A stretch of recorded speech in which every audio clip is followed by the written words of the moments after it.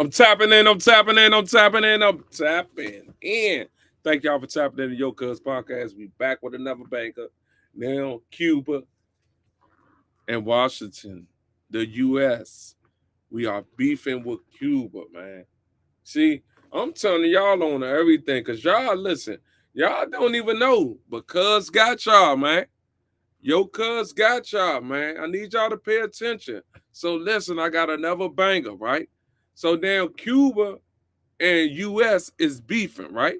Y'all ain't even know that. This is the type of shit that Uncle Trump getting us in, and y'all don't even know. So listen, I ain't gonna waste no time. I'm gonna just let y'all know Cuba and US is beefing. Make sure y'all tap in. Make sure y'all subscribe. Let's go. Cuba continued to stand defiant in the face of U.S. pressure. The Cuban president has warned he will not succumb to criminal threats from Washington, but still punished under the U.S. trade embargo and with Venezuelan oil shipments now stopped. How much choice will Miguel Díaz-Canel have? Or will others step in to fill the void? I'm Andrea Sankey, and today's newsmaker is Cuba.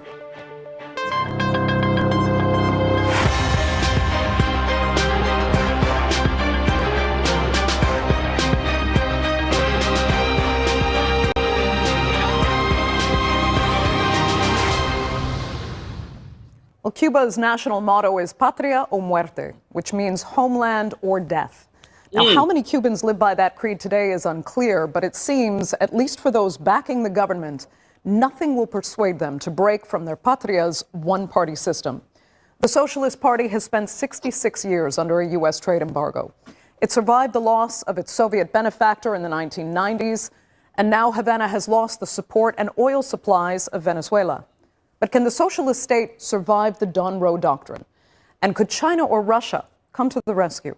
Here's a look. Cuba is dancing to an uneasy tune as the reverberations over the United States' arrest and extraction of Venezuela's President Nicolas Maduro echo around the region. In an increasing war of words being traded on social media, the US President Donald Trump said that there will be no more oil and money for Cuba provided by Venezuela, urging the president of Cuba, Miguel Díaz-Canel, to make a deal. Just what that deal is. So they fighting over oil, y'all. They fighting over oil. Pay attention. Or could be, isn't clear. Cuba's president says the US has not reached out for meetings or dialogue with him, and in response, he said that nobody dictates what Cuba does, adding that while Cuba has been attacked by the US for 66 years, it does not threaten, it prepares, ready to defend. He hit out strongly against American actions in Venezuela. Cuba condemns and denounces these actions as an act of state terrorism, a criminal assault against our America, a zone of peace, a violation of the sovereignty of a nation that is a symbol of independence, dignity and solidarity, and an unacceptable attack on international law. But for all the strong talk from Díaz-Canel, Cuba is in a precarious position. The US keeps seizing Venezuela-linked oil tankers. Venezuelan oil shipments were the lifeblood of Cuba's thermoelectric power plants. With less oil, the island nation runs headfirst into worsening fuel shortages and power cuts. The US president had previously said he wouldn't need to do anything. Cuba was on the brink without intervention. They got all of their income from Venezuela, from the Venezuelan oil. They're not getting any of it. And Cuba literally is ready to fall. And you have a lot of great Cuban Americans that are going to be very happy about it. In the capital Havana, opinions are mixed. I wouldn't want anything bad to happen to us Cubans, like deaths or anything like that. But something needs to happen. The people deserve change. It's a different story here. The Cuban people talk and talk, but to be honest, 11, 8 or 9 million will take to the streets to defend what little we have left. Cuba has seen an exodus of a quarter of its population in just the last 4 years, and further economic pain will likely increase those departures. The US and Cuba have long danced to entirely different political tunes. But even if it isn't shouted outright, the drumbeats of regime change are echoing. I didn't even know we was beefing with Cuba, dog. That's crazy, bro. Trump got us in shit that we don't even know about, y'all. That's why y'all tune into that Yocuzpodcast. We led out from the US administration. Well, joining me now to discuss where Cuba could be headed are from Havana, professor of Latin American political economy at the University of Glasgow and author of We Are Cuba, Helen Yaffe. From Miami, director of the Cuban Research Institute at the University of Florida and author of Picturing Cuba, Jorge Duani. And from Washington, director of the Future of DHS project at the Atlantic Council, Thomas Warwick. Thanks all so much for being with me. Helen, I need to start with you because you are the only one in Cuba right now. Just tell us how it has felt there since Trump really said Cuba is next after Maduro. Well, obviously there's a lot of tension, but we have to remember that Cubans, are born with the threat of, with the aspects of US hostility hanging over them, and they've been, born and ready for the prospect of a US military aggression. So this is an incredibly resilient people. We could say that Cuba wrote the rule book on resilience. And so while there is tension, there is also, I can't claim to have spoken to everyone, but the people I'm speaking to are saying, well, if they attempt to come into Cuba, it will be a different kettle of fish. We're ready. We know what to do. We're prepared for this, and we will not submit our sovereignty. Absolutely no way. So, even people who aren't big supporters of the government or of socialism, are making it clear at the moment, the people I'm speaking to, that they would certainly fight to defend the sovereignty of Cuba if the United States attempted to in any way recolonize it. Right. It's interesting. I mean, Jorge, Helen is in Cuba, but you are in Miami, the home of the biggest Cuban diaspora. Many of them do not support the government in Havana. So what do you envision here? Is there room now for the government in Havana to maneuver again because of the support they feel they have there and keep the economy ticking over as it did back in 1990? Well, I think that's the main issue, the economic crisis, which many experts have called a poly crisis because it has so many different aspects of it. Certainly the scarcity of food and medicine and fuel now, especially in the threat of the cutting down of the Venezuelan oil subsidies. So it's a difficult situation from both sides. Here in Miami, of course, as you can imagine, there has been a lot of excitement about the recent events in Venezuela because it's considered to be by many one of the first steps towards toward change in Cuba, regime change. However, I think it's still too premature to anticipate that. I think it's clear that the Cuban economy is on the brink of collapse, particularly in terms of its power system, electricity, and so on, and transportation. But whether that will translate into an uprising against the Cuban government, it's still very difficult to predict. Okay. Thomas Warwick, first of all, is the Trump administration, from what you understand, actually talking to Cuba? They've intimated they are, but the Cuban president says they're not, and is actually incredibly defiant. Well, there have been contacts between Washington and Havana for years over both parties. They're always very discreet. They're often done in intelligence channels or security channels. And indeed, when I was in the government, we were having security-related conversations with Cuba. That's not a secret. So I have no doubt these conversations are taking place. But the environment today is so different after what President Trump ordered done to exfiltrate Venezuelan President Nicolas Maduro. We will see. I don't think Cuba is next. Iran probably has that. See, this is what I'm saying, right? Nobody don't like Trump now, right? Because everybody voted for him, right, to get him in office, right?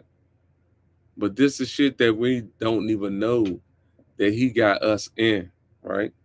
Because if we go to war, he gonna be safe. We not, y'all. So we gotta pay attention. Like start watching the news and shit, right? Even though you can't do nothing about it, at least be prepared, bro. Like we gotta start being prepared for things, man. Be ready so we ain't got to get ready.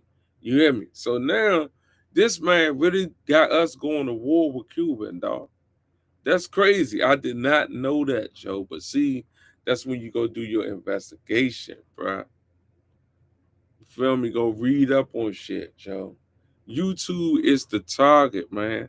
If you want to know how to do anything, you could go type it in on YouTube, man, and it'll pull up, man. Listen, it's no way, man, that y'all knew that Trump had us in this war like this, man. Pay attention, man. Let's see what else going on. Concern right now. And many of us, of course, would like to see the Trump administration make the whole Gaza peace plan work. There's supposed to be an announcement later this week. So nothing's going to happen for a couple of weeks, but you're starting to see a very serious pressure campaign mounting on the Cuban government to make some fundamental policy changes. But you alluded to something interesting there, Thomas, and that the U.S., to use the simplest phrasing, seems a bit distracted right now by a number of geopolitical issues on the table. You mentioned Iran. He's also going on about Greenland. And Cuba, correct me if I'm wrong, doesn't offer the same kind of economic incentive that these other geopolitical flashpoints might. So is this giving the Cuban government the advantage here? No, the political incentive of dealing with the Cuban regime and getting it to make fundamental changes is enormous. There is both a very strong Cuban-American population in the United States, especially in Florida, and there are a great many conservatives who would like to see the communist government of Cuba replaced with one that was open to free enterprise and reflected a better life for the Cuban people. The fact that almost 10% of Cuba's population has left just in the last 2 or 3 years is one of the most striking indications something is fundamentally changing in the population in Cuba. And so we are seeing some fundamental changes. We're just not sure how this is going to play out on the streets of Havana and other Cuban cities. Okay, let me ask Helen, because, well, I mean, the threats are serious, the circumstances are serious.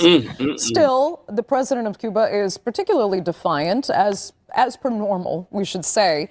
But what do you think this time actually gives him the confidence to stand so strong, Helen? I mean, people are also analyzing whether China or Russia could actually step in and help prop up Cuba, especially in Russia's case, as it had before. Do you see that in the cards? Well, let me just start by saying, although President Trump has said he's not that bothered about international law, I mean, the right of nations to self-determination is part of international law. And here we're talking about Trump, picking and choosing between which country he wants to intervene and decide, how it should be governed, which economic system, which rulers. I mean, it's all completely illegal and untenable. The fact is, when we talk about Miguel Diaz-Canel being assertive, he is, or defiant is the word you're using, he is asserting Cuba's sovereignty. And either we accept that right to self-determination or we are back in overtly imperialistic days where, might is right. And that's essentially what's happening. In relation to your question about Russia and China, I mean, I think we need to see what would happen. But I think here, in the case of Cuba, there is a very deep ideological and political driver to this aggression against Cuba. And, a really key character is, of course, Marco Rubio, who ran with the rumor that he was, his family were victims of the Fidel dictatorship until the Washington Post and other outlets exposed that that was a lie. His parents had left the country before the revolution of 1959, actually under the Batista dictatorship. But this is a man who has built his career on a hard line on Cuba. And let's be clear, none of these politicians care at all about the suffering of the Cuban people. So today, to talk about the number of people who've left the country because the economic situation is so dire. Why is the economic situation so dire? It's because Cuba has been subject to the longest and most comprehensive set of unilateral sanctions in modern history. And it is hurting Cuba, which is the intention. We just need to go and look at the 6th of April 1960 memorandum by Lester Mallory, when he was basically setting out the principles for US policy towards Cuba. And that was recognizing that the new government at that time of Fidel Castro had support from the population, and that regime change would be very difficult. And therefore, what they should do is carry out economic warfare. And the words that he used, direct citation, was to cause hunger, desperation, and overthrow of government. And they are still battling away with this tactic decades later. And so those 2 million Cubans who have left, many of them have gone to the United States, that's true. But they are not part of that hostile political opposition in Miami. They have gone to the United States to get a better job, to earn more money, and they want to send that money back to their families in Cuba. They do not want to see their families bombed in the middle of the night, or an invasion or any other aggression from the United States. So that scenario will be very different for the case of Venezuela. It's a good scenario. And I think that's something that, obviously they're weighing up in their decisions on how to proceed. Yeah, let me ask Jorge what you make of that analysis. And also, is really, at this point, is the collapse of the government in Havana what the U.S. really wants? Is it in the U.S. best interest? Well, I agree that the trade embargo that has been in place for more than 6 decades has harmed the Cuban government as well as the Cuban people, and that it is one of the factors that has led to the largest exodus in Cuban history in the past 5 years. However, there are several other factors that have contributed to this growing migration, including the coronavirus pandemic, some decisions that the Cuban government has made, for example, the unification of its monetary system in 2021, and other aspects that have little to do with the United States directly. Again, I agree it is one of the main issues, but it has to be part of a larger analysis in which multiple factors are included. And so the issue, of course, of what the Cuban American community feels in the United States about Cuba is complex as well. There have been several Cuba polls that have been conducted by my university, Florida International University, that shows a diversity of opinion, including the issue of the embargo, including when the question was asked, a possible invasion of Cuba, sending remittances, et cetera. And what we find is that the first generation, especially those who arrived in the US in the early 1960s, are more hostile to Cuba and unwilling to concede anything to the current Cuban government. Whereas the second generation, those who were born here or in other countries, as well as those who have arrived in the last few waves, including the current wave, are more open to negotiation. So it's a very complex situation. And at this point, I think these different points of view are being presented and debated, both here in Miami as well as in other places like Washington. Okay, Thomas, you talked a bit about the political interest that's in this for the United States, but expand, if you can, on the real economic interest that the administration might have to sell to the American people to really move on this, and what the administration would face geopolitically against some other prospects, including Russia and China, coming to Cuba's potential defense. Well, President Trump has spoken with Cuba about the possibility of what Cuba's economy could do, mainly for the benefit of the Cuban people, if sanctions are lifted, which he sees as possible only if there is a complete change of governmental system. Look, the reality is that China cannot do very much to help Cuba right now. Both China and Cuba are huge net importers of oil. China has its own economic challenges and is trying to recover after some slow economic years. Russia at least has oil to offer, and the classic deal from 40 years ago, low price sugar in return for low priced oil is possible. But the fact that Russia has a war with Ukraine makes Cuba a luxury that Vladimir Putin may think he can't really afford to invest too heavily in. But this is not about economics. This is about politics. It's partly about U.S. politics, partly about hemispheric politics. So while Trump was motivated to replace Maduro in order to get access to Venezuela's oil, he doesn't see any actual strong economic advantage to the United States of doing anything about Cuba. Whatever he's doing is motivated by politics, not economics. In spite of having said no more foreign interventions, no more foreign, anyway. But let me ask Helen, again, one of Trump's cards right now is to try and starve the Cuban regime of its oil supplies from Venezuela and support from Venezuela. But can the government maneuver around that? I know you had spoken earlier about alternatives it has in energy that could be helped possibly by China, whereby Cuba can keep going without this oil supply.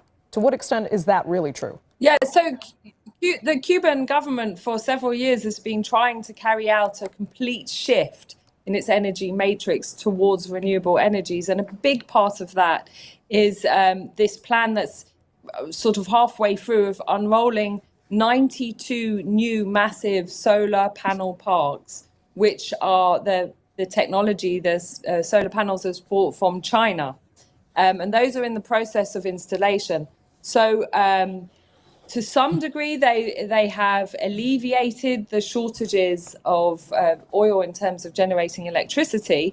But the problem they have is the technology and the capital really to store the energy. So this might be a solution on very sunny days, which is most days in Cuba. But then they don't have that storage capacity to make that last over, when it's gloomy or over the evenings and night times. But that is a process that they committed to.